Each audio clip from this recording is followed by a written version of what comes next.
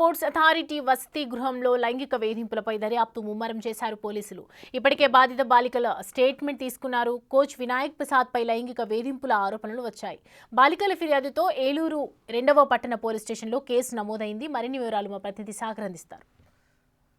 ఏలూరులో sports authority of ఇండియాలో సాయిలో జరుగుతున్నటువంటి లైంగిక వేధింపులు ఒకసారిగా కలకలాన్ని రేపాయి. దీని మీద ఇప్పటికే పోలీసులు ఏలూరు 2 టౌన్ పోలీస్ స్టేషన్లో కేసు నమోదు చేశారు. ఇదే విషయం మీద మనతో మాట్లాడడానికి ఏలూరు డీఎస్పీ శ్రావణ్ కుమార్ మనతో ఉన్నారు. ఆయన మాట్లాడించే ప్రయత్నించేద్దాం.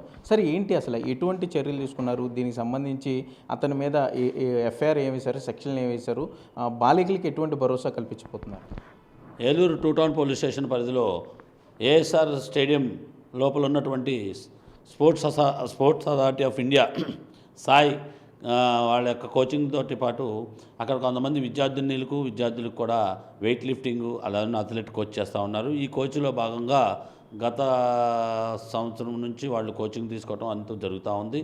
ఈ క్రమంలో సాయి అథారిటీస్ వాళ్ళు అప్పుడప్పుడు వచ్చి వాళ్ళ యోగక్షేమాలు జరుగుతుంటే అందులో భాగంగా ఈ యొక్క లైంగిక వేధింపులపైన కూడా వాళ్ళు విచారణ చేయడం జరుగుతుంది. దీంతో భాగంగా అప్పట్లో ఉన్నటువంటి అక్కడ ఒక మైనర్ బాలిక తన కోచ్ అయినటువంటి వినాయక్ ప్రసాద్ అనే అతను తనని ఈ బ్యాడ్ టచ్ చేసినట్టుగా, అదేవిధంగా అమ్మాయిని చాలా రకరకాలుగా లైంగికంగా వేధింపి తను లొంగమని చెప్పి కోరటం, ఇవన్నీ కూడా కామన్ అని చెప్పడం జరిగింది. దీని మీద విచారణ చేపట్టిన తర్వాత వాళ్ళు మాకు వచ్చి కంప్లైంట్ చేయడం జరిగింది. ఆ బాలిక తల్లిదండ్రులు వాళ్ళు మాకు మాట్లాడటంలో ఈ యొక్క 2 టౌన్ పోలీస్ స్టేషన్లో దీనిపైన 8 ఆఫ్ ఫోక్సో కింద కేసు రిజిస్టర్ చేయడం జరిగింది. అదేవిధంగా 75 అంటే సెక్సువల్ హెరాస్మెంట్ అగెన్స్ట్ ఏ ఉమెన్ కేసు రిజిస్టర్ చేయడం జరిగింది. కఠినమైన చర్యలు తీసుకుంటాం. ముద్దాయి గురించి కూడా పారిపోయాడు, తిరుగుతున్నాము. ముద్దాయి దొరికే విధంగా ప్రయత్నాలు చేస్తున్నాం.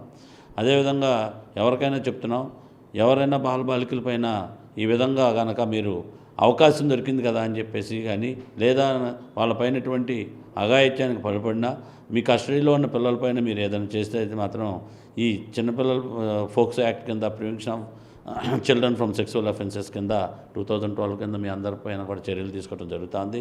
ఇది చాలా కఠినమైన చట్టం. మినిమం 20 సంవత్సరాలు జైలు శిక్ష పడుతుంది. అదేవిధంగా కూడా burden of proof lies on అక్యూజ్డే. కాబట్టి ఒళ్ళు దగ్గర పెట్టుకొని ఆడపిల్లల దగ్గర కూడా ప్రవర్తించాలని, వాళ్ళపైన ఎటువంటి అత్యాచారాలు చేయటం కానీ, వాళ్ళ మీద అమాయకులైనట్టు ఆడపడుచును లొంగబడుచుకోవాలని చూడటం కానీ చేస్తే కఠినమైన చర్యలు తీసుకోవడంలో ఎటువంటి అనుమానం లేదు. ఇప్పుడు కూడా ఇతని పైన కఠినమైన చర్యలు తీసుకొని డిపార్ట్మెంటల్ ఎంక్వైరీతో పాటు మేము కూడా ఇతను పైన అవసరమైతే షీట్ కూడా ఓపెన్ చేసి అబ్జర్వేషన్లో పెడతాం. కాబట్టి అందరికీ చెప్తున్నాం, ఎంప్లాయీస్కి కానీ, అదేవిధంగా స్కూల్స్లో కానీ, జైల్స్లో కానీ, ఇతరత్రా కానీ ఎక్కడైనా కనుక కస్టడీలో ఉన్న ఆడవాళ్ళపై కనుక అఘాయిత్యాలు కనబడితే ఎక్కువ శిక్ష పడుద్దని క్లియర్గా చెప్తున్నాం. కాబట్టి దీని మీద కూడా అదేవిధంగా ఈ స్థాయిలో కూడా పూర్తి దర్యాప్తును నిర్వహిస్తున్నాం. అక్కడ ఉన్న మహిళలు, ఆడపిల్లలు అందరినీ కూడా విచారిస్తున్నాం. పూర్తిగా అన్ని వివరాలు సేకరిస్తాం. అదేవిధంగా వీళ్ళపైన ఎప్పుడెప్పుడు ఎలా బిహేవ్ చేశాడు, ఎవరెవరు ఉన్నారు, ఎక్కడ జరిగింది, ఏంటి అనే దాని మీద కూడా దర్యాప్తు 2 టౌన్ సిఏ గారు చేస్తున్నారు. అదేవిధంగా దాన్ని మేము సూపర్వైజ్ చేస్తున్నాం.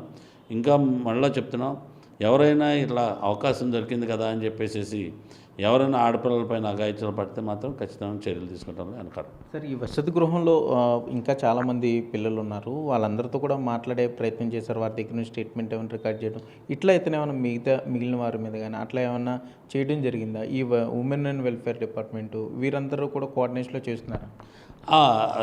అందుకే అదే చెప్పామండి. అందులో కొంతమంది అక్కడ ఉన్న అందరినీ కూడా విచారణ చేయడం జరిగింది. అందులో కొంతమంది కూడా చెప్పడం జరిగింది. వాళ్ళు ముందుకు రాగానే వాళ్ళు కూడా ఇచ్చిన రిపోర్ట్ పైన కూడా చర్యలు తీసుకుంటాం. అందరినీ కూడా ధైర్యం చెప్తున్నాం.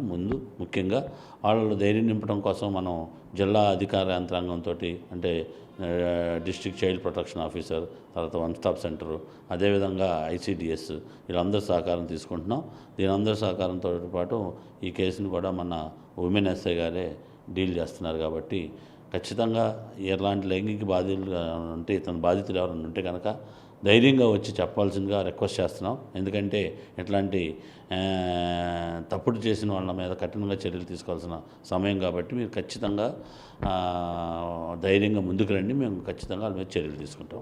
అయితే మొత్తం మీద చూసుకుంటే సాయిలో వచ్చినటువంటి దీని మీద ఇప్పటికే ఏలూరు 2 టౌన్ పోలీస్ స్టేషన్లో కేసు నమైంది. పోలీసులు ఇన్వెస్టిగేషన్ కూడా స్పీడప్ చేశారు. పిల్లల వసతి గృహంలో మిగిలిన పిల్లలందరితో కూడా మాట్లాడే ప్రయత్నం చేస్తున్నారు. ఇటు ఐసీడీఎస్ కానీ చైల్డ్ వెల్ఫేర్ కానీ పోలీసులు సంయుక్తంగా వివరాలు సేకరిస్తున్నారు. తప్పనిసరిగా ఎవరైనా ఈ సాయిలో ఇన్ఛార్జిగా ఉన్నటువంటి వినాయక్ ప్రసాద్ మీద చర్యలు ఉండబోతున్నాయి అంటున్నారు. అట్లాగే మిగిలిన చోట్ల కూడా ఎక్కడన్నా ఆడవారు పిల్లలు ఎవరన్నా బాధితులు ఉంటే తప్పనిసరిగా పోలీసులను సంప్రదించాలి. 100 కానీ 112కి ఫోన్ చేస్తే వారి వివరాలు గోప్యంగా ఉంచుతాయి. ఎవరైతే ఇటువంటి కిరాతక పనులు పాల్పడుతున్నారో వారి మీద చట్టపరమైన కఠిన చర్యలు తీసుకుంటామని కూడా ఏలూరు డీఎస్పీ శ్రావణ్ కుమార్ హెచ్చరించే పరిస్థితులు అయితే ఇక్కడ ఉన్నాయి. కెమెరామెన్ భాగీరథ్తో సాగర్.